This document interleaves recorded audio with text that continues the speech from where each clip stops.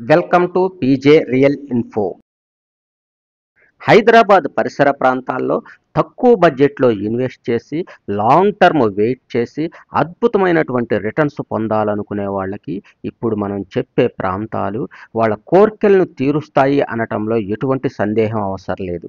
ఎందుకంటే ఈ ప్రాంతాలు ఓఆర్ఆర్కి 10 నుండి 30 కిలోమీటర్ల దూరంలో హెచ్ఎండిఏ లిమిట్స్లో రెసిడెన్షియల్ పరంగా డెవలప్ కావటానికి అవకాశం ఉన్నటువంటి R3 జోన్లో ఉంటాయి గనుక ఈ ప్రాంతాలు హైదరాబాద్ను కనెక్ట్ చేస్తున్నటువంటి హైవేస్కి కాస్త దగ్గరగా R3 జోన్లో ఉండటం వల్ల కన్స్ట్రక్షన్ హైట్ అనేది కమర్షియల్ పరంగా 18 మీటర్స్, రెసిడెన్షియల్ పరంగా 15 మీటర్స్ ఉంటుంది కనుక అద్భుతమైనటువంటి ఓపెన్ ప్లాట్స్ వెంచర్స్తో పాటు విల్లా ప్రాజెక్ట్స్ కూడా వచ్చే అవకాశం ఉంటుంది.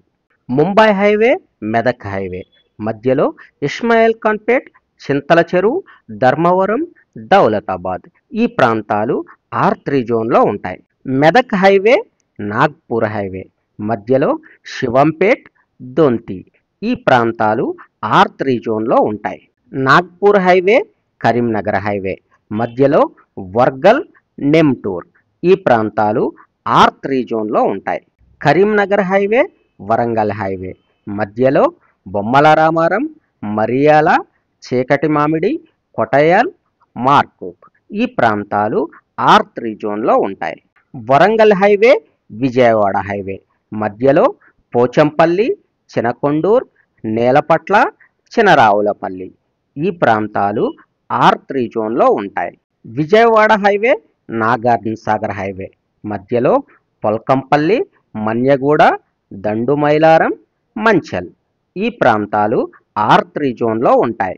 నాగార్జున సాగర్ హైవే, శ్రీశైలం హైవే మధ్యలో లేమూర్, ఎలుమనేడు, రాచులూరు, మీర్ఖాన్పేట్ ఈ ప్రాంతాలు R3 జోన్లో ఉంటాయి. శ్రీశైలం హైవే, బెంగళూరు హైవే మధ్యలో దెయ్యాలతండ, షుబాన్పూర్ ఈ ప్రాంతాలు R3 జోన్లో ఉంటాయి. బెంగళూరు హైవే, పరిగి హైవే మధ్యలో చేగూర్, విర్లపల్లె, కందవాడ, తాళ్లపల్లె, మొగలగిద్ద ఈ ప్రాంతాలు R3 జోన్లో ఉంటాయి. పరిగి హైవే, ముంబై హైవే మధ్యలో ధోబీపేట్ ఈ ప్రాంతం R3 జోన్లో ఉంటుంది. హెచ్ఎండిఏ పరిధిలో భూమి కొనాలనే కోరిక కలిగి అందుబాటు ధరలో లేక నిరుత్సాహపడుతున్న వాళ్ళకి ఈ ప్రాంతాలలో వాళ్ళకి అందుబాటు ధరలో భూమి దొరికే అవకాశం ఉంటుంది. Thank you.